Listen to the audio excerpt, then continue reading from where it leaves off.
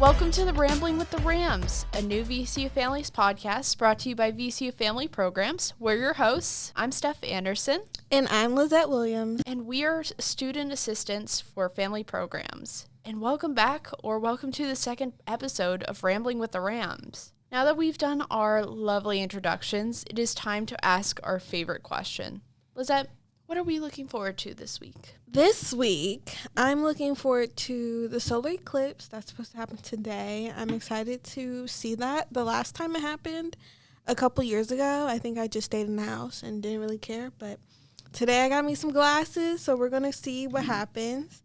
I'm also looking forward to, academically wise anyway, starting on my project, my final, for my sculpture class. Hopefully it comes out as good as I think it is. Although I was trying to look for materials yesterday at like Michael's and Walmart, and I don't know. Hoping for the best. What about you, Steph? I'm looking forward to going to the Poe Museum this week. I remember reading some of his poems and short stories when I was in middle school and high school.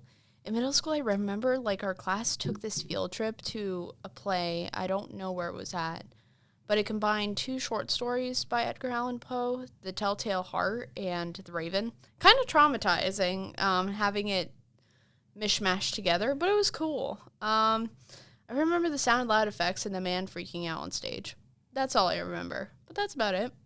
I'm looking forward to seeing some of the items they have of his. I find that a lot of objects in museums and stuff like that really do piece together people's lives and tell, stories that maybe may not have been heard up front, but, within what they did in their daily life. On today's topic, we... You feeling okay? Yeah, I'm okay. Just a little itch in my throat. Hopefully I'm not getting sick. Hopefully I'm not getting that bug that goes around this time of year. Since you mentioned it today, we will be talking about the spring sniffles. This is very important to talk about well-being, especially on campus.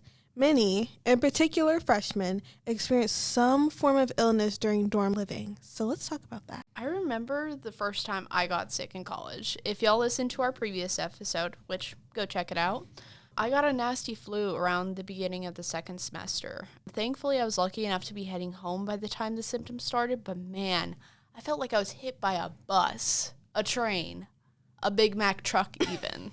Do you remember the first time you got sick in college? The first time I got sick in college, yes, I remember it. But most importantly, I remember being sick many times in college throughout my freshman year. But the first time I got sick, it was really weird. It felt strange because I was never really, not that I wasn't used to being sick, but I didn't get sick that often. And this sickness, it just felt like it was taking so much out of me, and then it was hindering my college experience. And when you're sick, you feel like you're going to be sick forever. You're never going to get well. Being sick in college, you're away from your family. Your mom can't take care of you. There's no hot soup waiting for you. There's no, let me lay in my parents' bed and eat Oreo cookies and watch cartoons. You can't do that. And then on top of that, you have to go to classes and stuff. So being sick in college is very, very not fun, especially for your first time. But eventually, once you learn what to do, how to go about it, it does get a lot better. I totally agree with that. I feel like there's also this important conversation that we need to have with freshmen in particular, because some of y'all are nasty. Nasty. And we need to keep the areas clean in shared spaces. You want to know why a bunch of people are getting sick? Because y'all nasty and dirty and don't keep nothing clean. Y'all don't wash your hands. You cough everywhere. You expect the maintenance people or the cleaning people to clean up after you. You throw up in the hallways. It's gross. It's nasty. You get everybody sick. The vents, you're coughing. Are you coughing in the vent or no? You know what I'm saying? Y'all really need to get a little bit better. Please, just a little bit better. I think the only reason why I was sick so many times last year was simply because I was in a traditional dorm. I had to use communal bathrooms. That's why I was sick so much. This year, I've been doing exact same thing, except now I'm in one of the student apartment dorms and I have not been sick. So the thing is, the key factor in all of this, if you're going to boil it down to one little point, clean up your space. After you use something, you clean it up. Take a Clorox wipe. Not that hard, I know. It's so scary to wipe down a counter. Or just wash your hands. Yep. Literally. Don't sneeze on people. And don't sneeze on the counters. Cover your cough. It's literally... Cover your mouth. Sometimes it's like when I try to talk to some people in my freshman dorm, I'm just like, y'all, this is not that hard. We were taught this in grade school. Like, what's not clicking? And cover your mouth does not mean cough in your hand. Okay. That's not... Nasty. That's like almost worse. Do not cough in your hand. That's a crime. Cough in your armpit like a normal person, please, because it's actually ridiculous. On another note, just because you're sick does not mean your roommate should be sick. Oh my goodness. When I tell you, should I even elaborate on this? No, like, keep going. Okay. So the way I got the flu this year was, so spoiler alert, it had to do with someone living within my dorm, and they brought in someone that was sick. And they were coughing like there was no tomorrow. Sounded like the plague. I was a little scared. I was just like, oh no. And then 2 days later,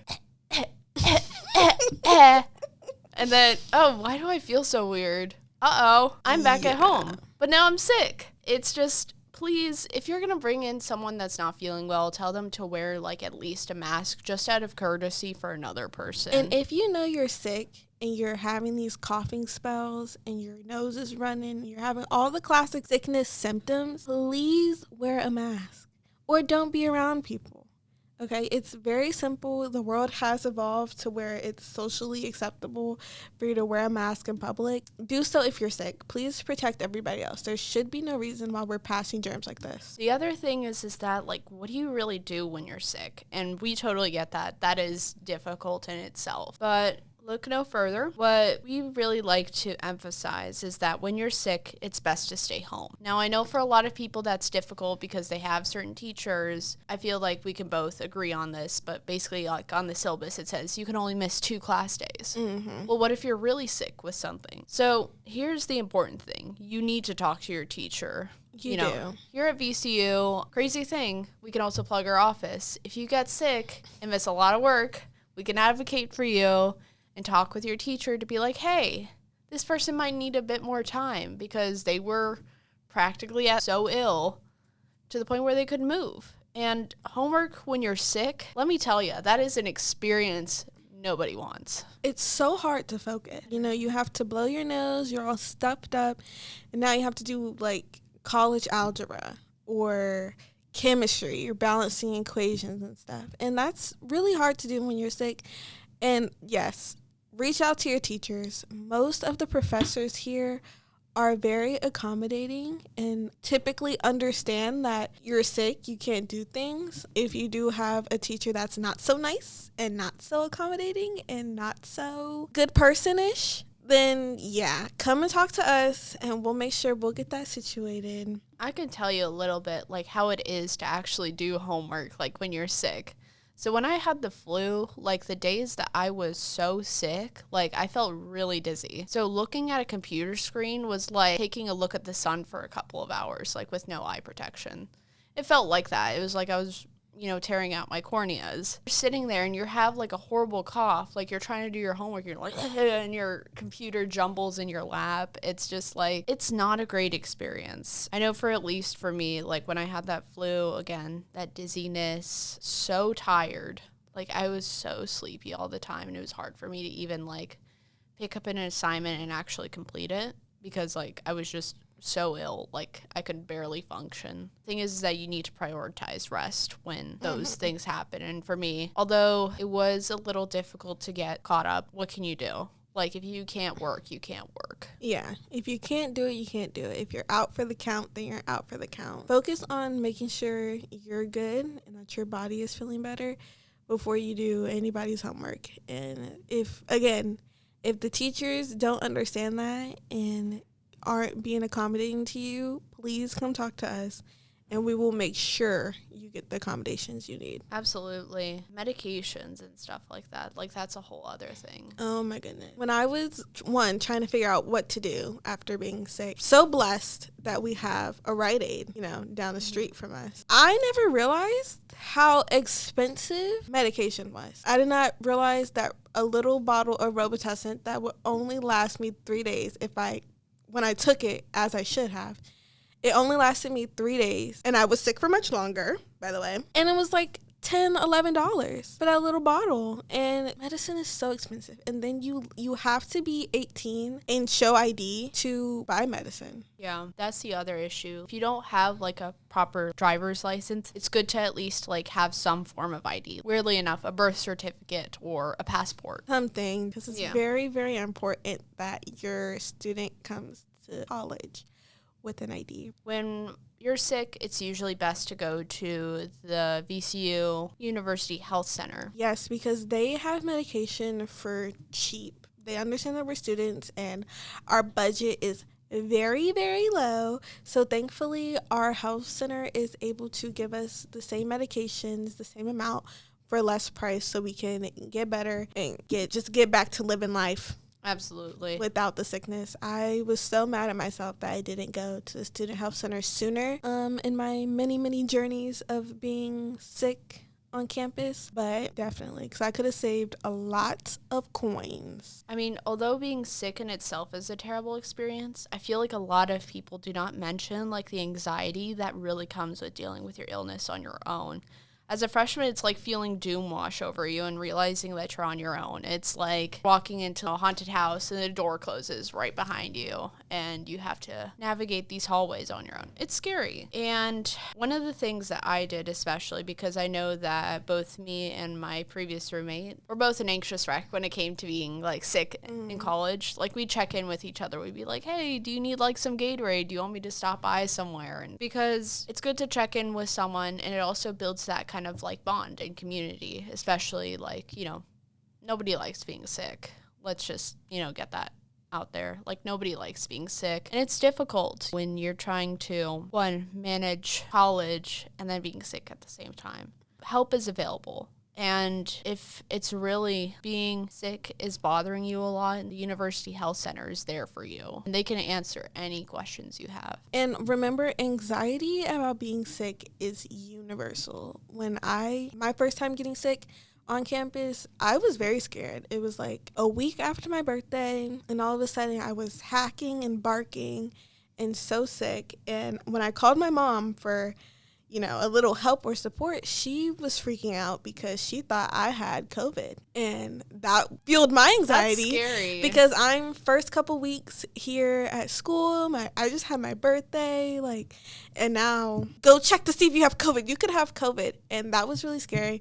But thankfully, spoiler, I didn't. But I made me an appointment promptly to the student health center, and they had COVID testing, so I was able to get COVID tested, I think within a couple days. It came out negative, thankfully. She just said I was just sick, and here's a doctor's note for your glasses, so that was good. So they do give out doctor's notes. Yes, if you're sick, you can get a doctor's note. Especially when it comes to letting your teacher know that she might not be able to go to class, and if they're a little hesitant about it, you have the doctor's note to back you up. Yes, you do. And they have to honor them. Yes. I remember my first semester, so this actually might have been the very, very first time that I got sick, but it was so short that I didn't really consider it an illness because it kind of went away in like a day or two. But basically, I had a really bad stomach bug, and I remember I was in the Rite Aid, that's right off campus, and I was standing there and I was looking at like the various like medications that could help with my stomach bug. And I realized that the ones that they had on the shelf could interact with another medication that I was taking. So I really wasn't sure what to do. So I was panicking a bit because I was worried, what if this gets worse? And stuff like that. So I called my mom, and I'm in the middle of the Rite Aid. I'm just like, hey, Mom, I'm sick and I'm not sure what to do. I have a really bad stomach bug right now, and I don't know what to take, and just these medications will not work. And my mom literally was like, stop freaking out. She literally told me to get my head back on my shoulders. And she said, don't worry, do you have Tums with you? Because Tums are pretty much like, if you look at like the chemical comp, it's pretty much like chalk. It's like eating chalk. Yeah, literally, if you look at Tums, they're like chalk. Wow. I've never connected that. But basically, it should be safe, you know, with my other medications and stuff like that. So I was just like, okay, I'll take my Tums. And it ended up working. And also hydration. Like, if you're not sure what to do, like when you're feeling sick, hydrate. That's usually your best bet. Water is the universal solvent. It's the universal cure, too. Yes. It will help you. Sometimes when you're feeling sick, you just need some water. No, literally, dehydration is the worst. But, yeah, I mean, beyond the general anxiety, it's also important that you're knowledgeable in, like, you know, how to work with medications and stuff like that. I've had so many, like, people come up to me and stuff like that, especially, like, friends, and they're just like, how much medication should I take? And I'm just like, this is going to be so crazy what I'm about to reveal to you, but if you actually turn around the medication on the bottle, it'll give you the exact dosage. Mm-hmm. If you just read the bottle, it's there. I promise. It's always there if you just read. It may be hard to find. Some of them, whatever's, be a little tricky. It'd be a little hard. It'd be a little hard to find how much you need to take, what dosage, how many hours. Sometimes it do be hard. It does. However, it's always on the back of the package. No. All the time. Like, I get that. I know that at least when I was younger, like, I had a lot of anxiety in regards to, like, taking medication. Medication is one of those things where they have a lot of scary warnings on the back. They're just like, this could hurt your liver if you take too much and stuff like that. And I get that. Like, I get that fear.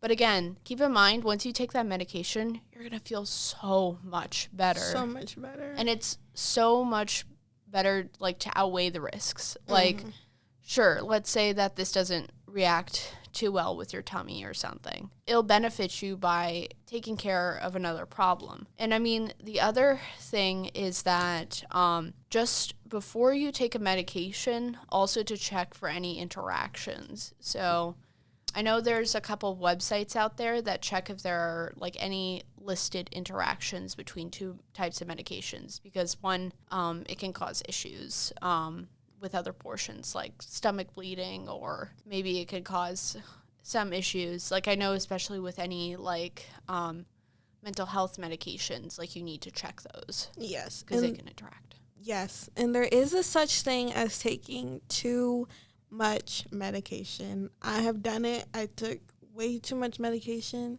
for a headache, and I ended up yakking for hours. Oh no. Yeah, it was actually horrible. And then I like went and hung out with my friends like with the next hour. I was like, yeah, I like threw up today. Like, oh no. But with that, it's very, very important that, you know, illness coming into college, or the probability of you getting sick in college is almost 100%, especially in your first year. All my friends who have been to universities, whether it's VCU or other universities, we've all been sick. Sometimes at the same time. Sometimes I'll be sick one week and then my friend will call. She's like, I'm sick too. It's very, very important that you teach your RAMs, or your children, your students. It's very important that you teach your RAM how to properly use medication before they come to college. Very, very important that you teach them how to use medication. If you know of a home remedy that they can do, teach them that. If you know that, you know, this medication together doesn't go, teach them that. If you know that they should eat before taking this, that, and the third, make sure you teach them that, because I think with the eating part, a lot, especially me, but a lot of us forget that before you take medication, you have to eat. Yes. And being a college student, I can go wake up and do my whole day and not have not even a breadcrumb of food in my system. It's a problem because, like, when you're so busy and stuff like that, you tend to forget about yourself, which is another conversation you gotta have. It's like, you gotta make sure you're taking care of yourself. And remember, food is fuel. Yeah. You need it to survive. Your brain's going to crank out all that energy, and you're going to end up feeling burnt out, and your stomach's going to be a mess. Yeah. And we have to remember that. Always remember to eat something. Eat at least twice a day, okay? So for some people, 3 times is pushing it. For me, 3 times is a little bit crazy sometimes. Some days I just can't get to 3 meals. But at least twice, maybe like, even if it's like a little snack, a little Belvita cookie or something. Something in your system, especially if you're sick and taking medication or taking any medication, period. Make sure you eat. Yeah, I know, like, you can feel really lethargic, like, when you're sick and stuff like that, but it's still important to take a meal. And again, there are ways, like, if you're feeling really nauseous, it's okay to, like, you know, probably choose, like, a bland meal and stuff like that, because it just makes sure that you can still eat something and have something in your stomach. Even if it's just some soup, chicken, some canned chicken noodle soup that you can just put in a bowl and put in the microwave. If you do have questions about medications, always pharmacists are available and stuff like that, even at VCU through the Student Health Center. So if you do have questions about medications and stuff like that and what to do and not to do, you can always call them and ask for advice. Speaking of pharmacists, it's a great idea to check out the Student Health Center. You know, they have the unbelievable amount of resources. I know, so funny. I used VCU branding in that one. All right, so. That was funny stuff. I don't know if it was funny. I'm trying, man. I'm trying. All right, so what does VCU have? So they basically have doctors, psychiatrists, a prescription counter. They also have free COVID testing. They test for illnesses like strep and the flu. They have resources for sexual health, mental health, as well as nutrition, but beyond the basic appointment. VCU's tuition, I think you've probably heard of, like, the student health fee, covers all costs to the clinic. So we usually have like $120 student health fee, which you pay for at the beginning of the first semester. It's included in both semesters. Sorry. Clarification. You can kind of talk about, you know, when you've gone to use the doctor's appointments. I know I have. Oh, yes. I went to the doctor. The first time I went to the doctor, I woke up one morning from the twin XL dorm bed, and my back hurt so bad. I mean, for a moment, I couldn't even move. Oh, wow. Like, it really hurt. I felt like I was paralyzed or something, and I woke up, like, kind of early, so I went to, like, take a shower or something to kind of, like, you know, loosen the muscles, and that helped a little bit. I ended up telling my mom, and she freaked out again, and she made me go to the doctor. She was like, you need to go to the doctor. I'm not there to help you. You have to go to the doctor. So I made an appointment. I would say that maybe you should, like, call to schedule the appointments. Yeah. I think, is that the only way they're doing them? So the one time that I did go to the Student Health Center, I'll elaborate on that a bit later. But basically, I'd walked there in person, and now it's like 20 minutes from, like, my dorm and stuff like that. And I walked in, I set up an appointment, and I did it in person, but it's probably easier to do it over phone, which I think it's possible because reception will pick up at the desk. Yes, I just called to set up my appointment. And then I went in there, and she just told me, just take some ibuprofen or something, which was fine. I also had, like, a little redness in my eye. Maybe I was sick. I don't know if I was sick and my back was hurting at the same time. That could be a possibility. I could have been sick and my back was hurting. That's why it was, like, such a big deal for me to go to the doctor. I see. But I remember I was red, and I went in one time, and the lady was like, "It looks like you have pink eye," and I was like, "What?" It wasn't pink eye. It wasn't pink eye. Yeah. I was, like, my eyes were just red or something from, like, blowing my nose too much or coughing too much. Oh, yeah, that can burst a blood vessel. Yeah. So maybe I was sick. I don't know. The illness runs together. Yeah. Okay, I can't remember if I was sick or not. I just remember I was sick a lot. So maybe I could have been very much sick. But I went to the doctor, and the lady that I spoke to was very, very nice and very helpful. And it's so big in there. It's like an actual doctor's office. I was thinking it was going to be a little more Rudy Poo, you know, like makeshift or whatever, but it was like a legit doctor's office. I was so whacked out when I walked in there, and they have the same tables like when you go to, like, a regular doctor's office, and I was just like, No way. Yeah, it's like legit, guys. It's legit. It's legit, y'all. It makes sense because we have like, a huge medical campus nearby as well. So I'm going to talk about the adventure of bruising my ribs. So basically, Steph was taking a little walk to Kroger after going the wrong direction on the bus. Look at me. I'm so intelligent. But basically, I was walking back. We had to walk back like 20 minutes. It was miserable. Please make sure to check with the bus driver where they're going. Well, you can. There's an app. Yes, I did that too, but I took the wrong bus, and that's what led me in the wrong direction. Mm-hmm. So we were headed to the Kroger, and the sidewalks in Richmond are so lovely. They are crooked, will stick out, and you'll trip over them, which is exactly what I did because I took quite the tumble. I did a little spin as well and landed on my side, conveniently crushing into the sidewalk.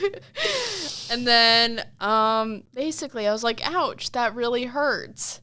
And I was kind of like limping my way back to the Kroger. We got our stuff, continued limping. And I remember for the 2 days, my side was aching so bad. I was just like, did I break a rib? Because I was sitting there and I was just poking at it, making sure everything was fine. So I was just like, you know what? It might be good to, just get a second opinion. So I walked all the way to the student health center. They only had times for later in the day. So I had to walk back to my dorm and then back again. So again, call. It's probably going to be easier. And then I'm sitting in there and I'm just like, hey, I took a tumble, kind of hit my side. I don't see no bruise, but I just want to make sure it's not broken. She checks and she's just like, oh, no, it's not broken. It's probably bruised on the inside. On the inside? Yeah, that can happen. You can be bruised on the inside?